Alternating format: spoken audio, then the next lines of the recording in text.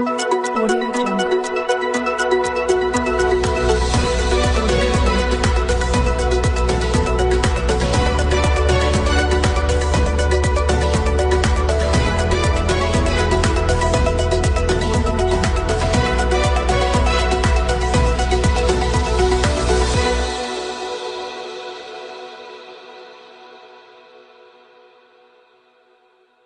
అయోధ్యలో రాముడి ప్రాణప్రతిష్ఠకు సర్వం సిద్ధం.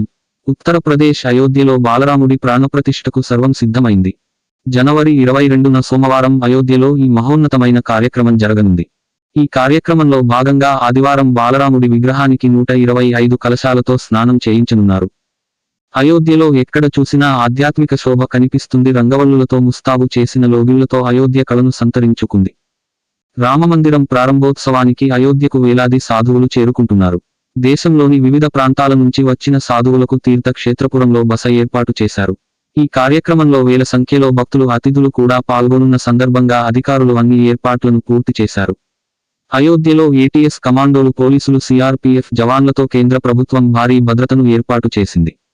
డ్రోన్ జామర్ వ్యవస్థను కూడా ఏర్పాటు చేసి అధికారులు భద్రతను ఎప్పటికప్పుడు సమీక్షించనున్నారు.